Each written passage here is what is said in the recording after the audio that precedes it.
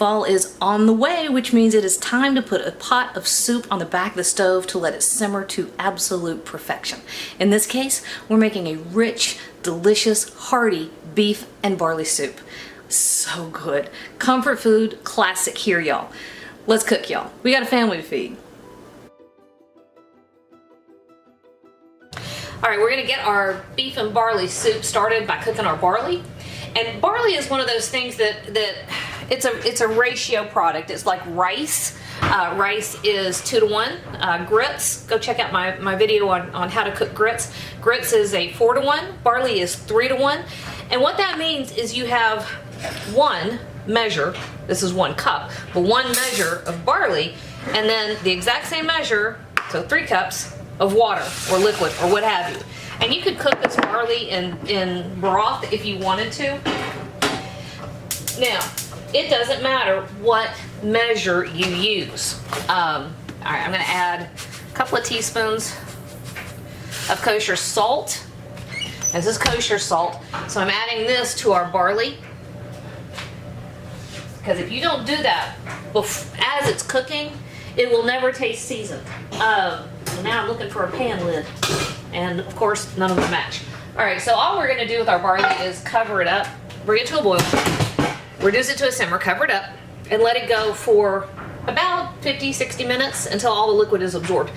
You wanna cook it separately from your soup, because if you try to cook it in your soup, all of your soup is gonna be absorbed by the barley, and you're gonna end up with like a slushy vegetable porridge, which no thanks. Okay, all right, so we're bringing our barley up to a boil. Gonna slap a lid on that. We're gonna go get our veggies ready, and I'm gonna start dicing the beef, because this is actually our soup pot. So let me get the other ingredients ready, and we'll get moving. So our barley is over here, just simmering away. See, barley, okay. And then over here, I've got my big soup pot. And I've got a couple of tablespoons of olive oil that I just put in there, and now I have lowered the, I have put the heat on about medium. Because the first thing we're gonna do is brown our ground beef. You don't have to. Strictly speaking, it is not absolutely necessary. Got about a pound and a half, by the way.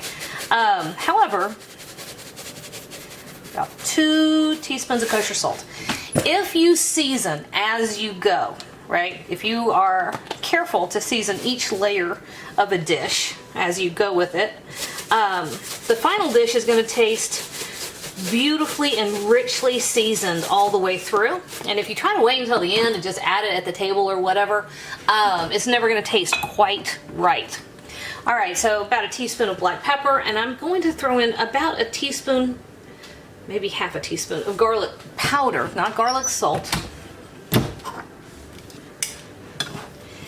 Now, I said you don't strictly have to brown it, and you don't.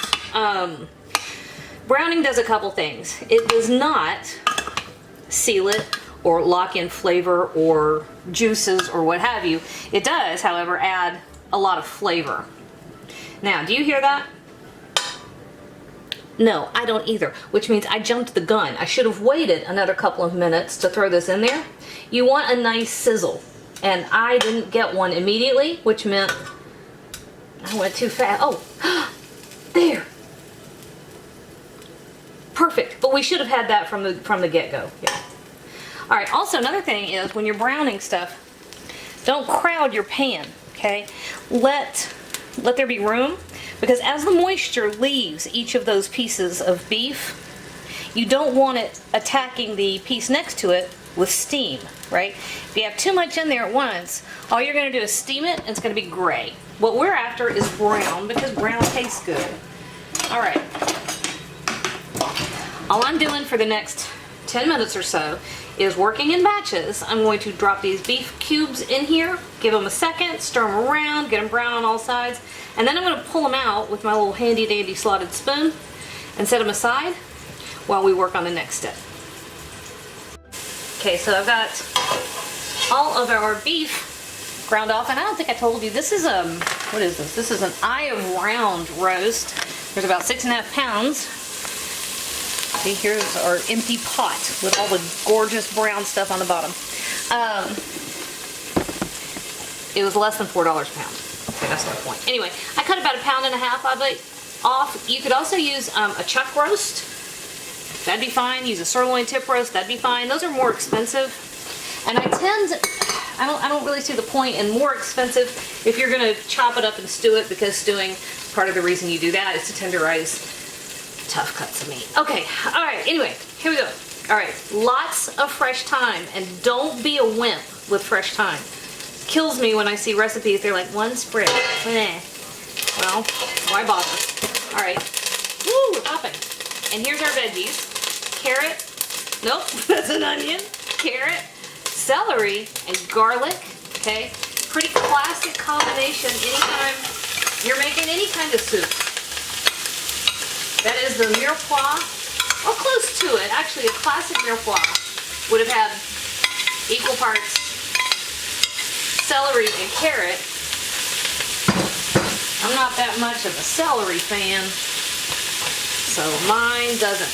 All right, all we're doing now is letting this go for about 10 minutes. Now, a couple things are going to happen. You notice we had all that gorgeous brown stuff in the bottom of our pan. You notice we did not deglaze our pan yet.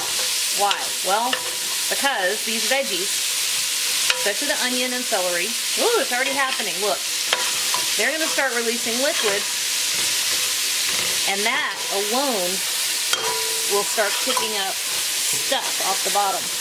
I don't have any red wine. I don't want to go get any. I might add just a splash of red wine vinegar here in a little bit if I think it needs some acid to balance. But otherwise, I'm not doing it. All right, we are going to add a couple things already, though, at this point. We're going to add a couple of teaspoons of kosher salt. Remember, this is kosher salt, not table salt. Don't do this much with table salt.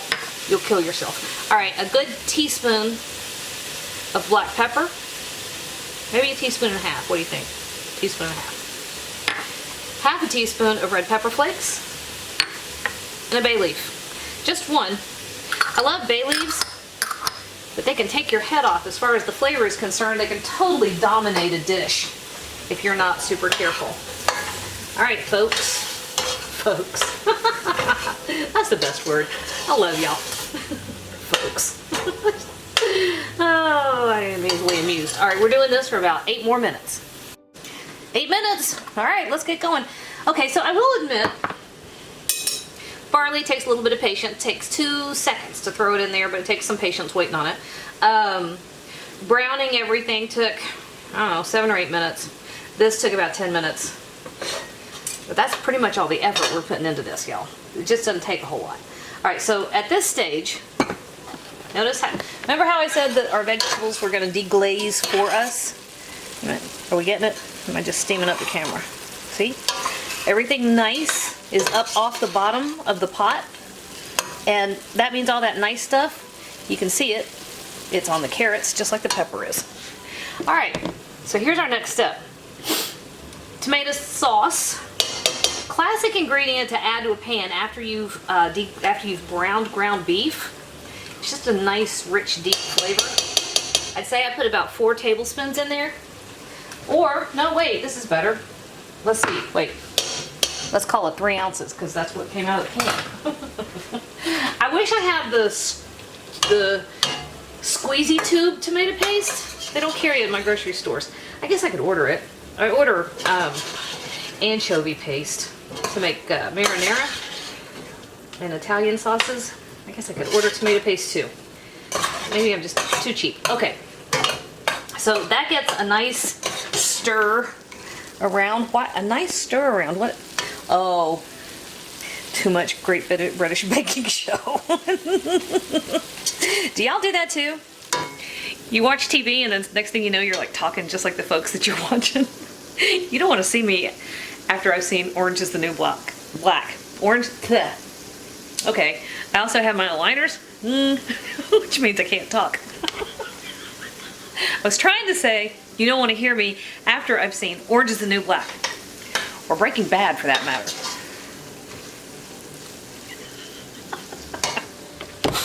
All right, tomato sauce. Okay.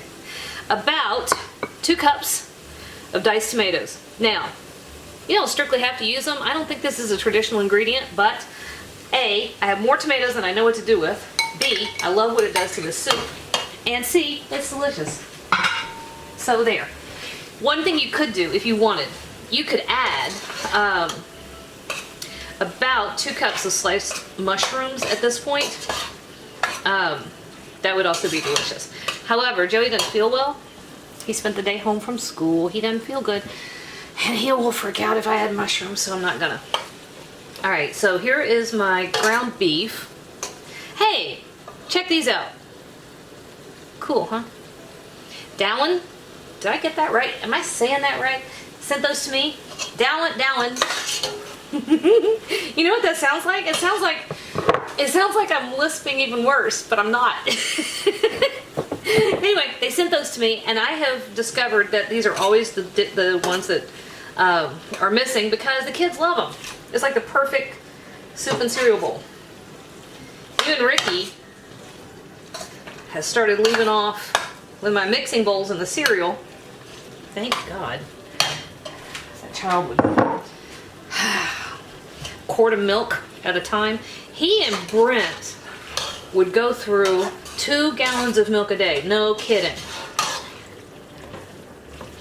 Chase was a little better, but not much. Okay, so here's what we look like. Our tomato is in, our beef is in. Wait, no, look. Tomatoes in, beef is in. Focus. There. Ha. And it's still pretty hot, so it came back up to a simmer pretty quickly. All right, now we're gonna add our liquid. And I think I do this every time I make a soup. I decide, oh, I'm gonna have 2 quarts. And then I add 1 quart, and I decide that's enough. And then I say something like, oh, when we're finished simmering, I'll decide how much we need. I think we're gonna need 2 quarts. And actually, we never need the 2nd quart, but I always act like we do.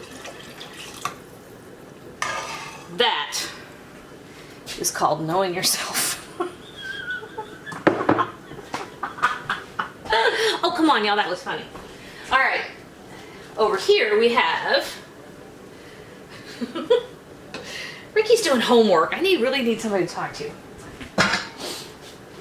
Okay, so over here we also have our barley. And we cooked it until all the liquid was absorbed. So now we're gonna add our barley right into our soup.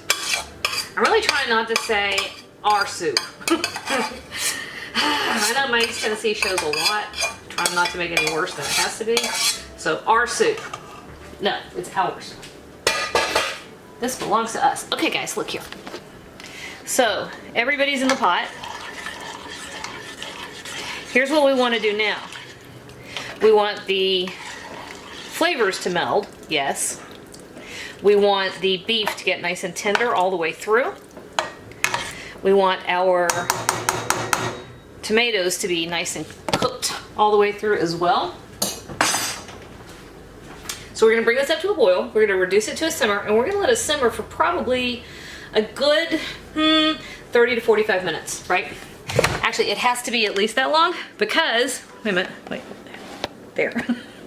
Tony is here putting in my new 80-gallon water heater, which is huge. It's like, it tops me by a lot. He says it's the biggest one he's ever put in. I said, you've never had 5 teenage boys take showers back to back. Anyway, it has to be that long because I have no water. I can't wash my hands until then, which means that's on its own. Hold on.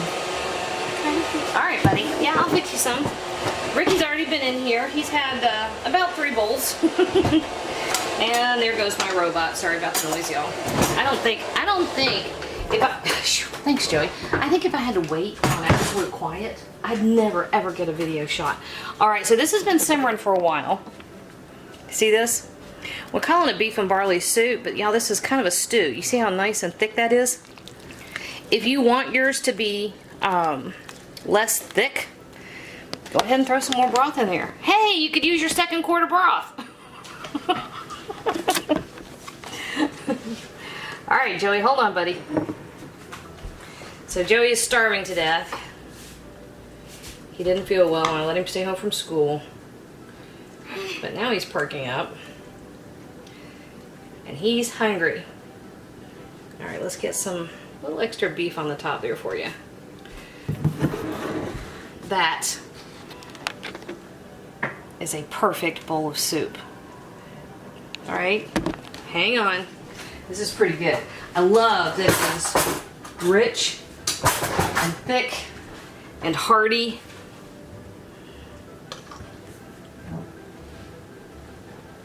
Nicely thick with that barley.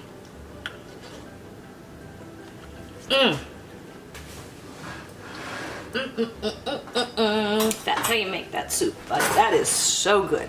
All right. This it will be mine. All right, give that one a try, y'all. You're gonna like it. I promise. Hey YouTube, thanks for watching. And if you thought that video was helpful, do me a huge favor. Hit like, hit subscribe, hit the little bell so you get a notification whenever I post a new video. And if you have a second, hop on over to Patreon and check out how to support my channel even more. Again, thanks for watching.